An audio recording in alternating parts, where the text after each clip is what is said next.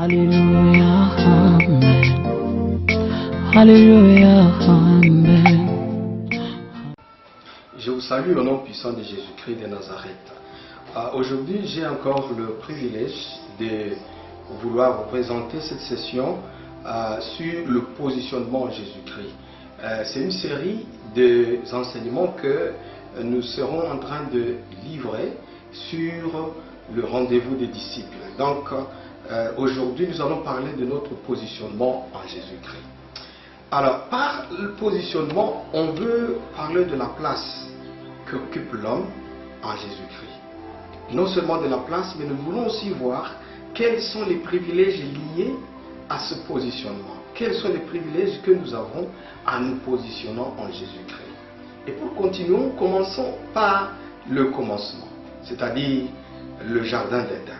Dans le jardin d'Éden, quand Dieu a créé l'homme, il a créé à son image. C'est-à-dire, Genèse 1, 26 à 27 dit, « Puis Dieu dit, faisons l'homme à notre image, selon notre ressemblance, et qu'il domine sur les poissons de la mer, sur les oiseaux du ciel, et sur le bétail, sur toute la terre. » Voilà ce que Dieu a dit. Donc, l'homme créé était à l'image de Dieu.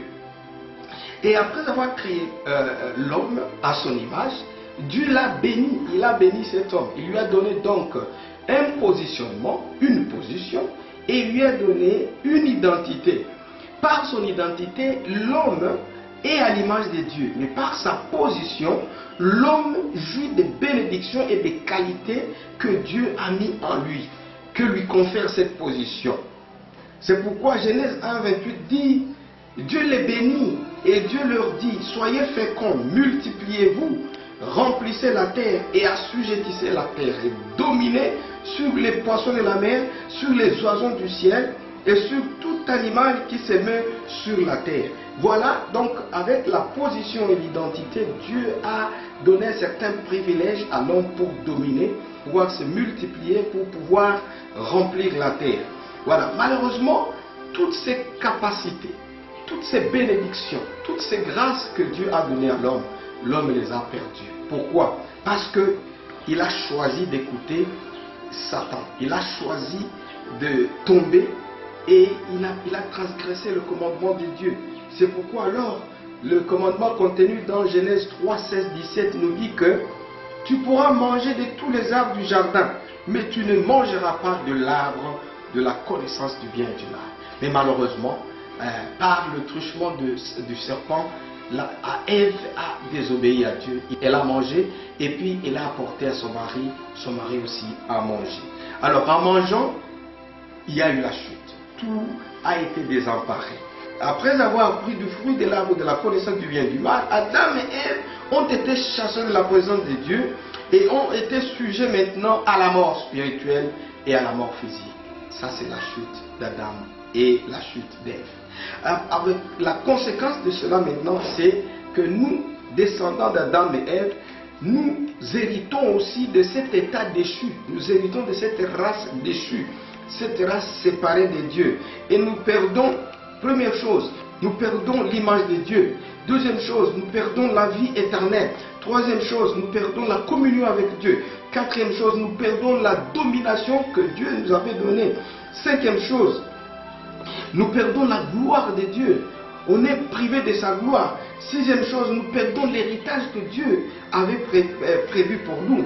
Et la septième chose, nous perdons l'immortalité que Dieu nous avait pourtant donnée.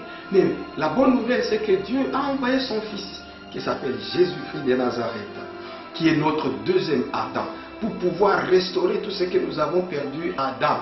Donc nous devons connaître notre position dans le deuxième Adam. Parce que dans le deuxième Adam, c'est là où Dieu a voulu restaurer la race déçue et il a créé une nouvelle race en Jésus-Christ qu'on appelle la race de Jésus-Christ.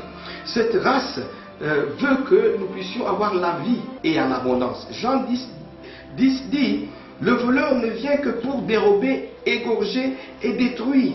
Mais je suis venu afin que les brebis aient la vie et qu'elles soient dans l'abondance. Donc en Jésus-Christ, nous avons la vie. En Jésus-Christ, nous avons la restauration de tout ce que nous avons perdu en Adam. Et nous appartenons désormais pas à la race déchue d'Adam, mais nous appartenons désormais à la race de Jésus-Christ, à la race des élus de Jésus-Christ. Dans la deuxième partie, nous allons voir qu'est-ce que nous avons, quels sont ces privilèges, quelles bénédictions, quels bienfaits nous confère le positionnement en Jésus-Christ. Soyez bénis au nom puissant de Jésus. Alléluia, Amen. Amen.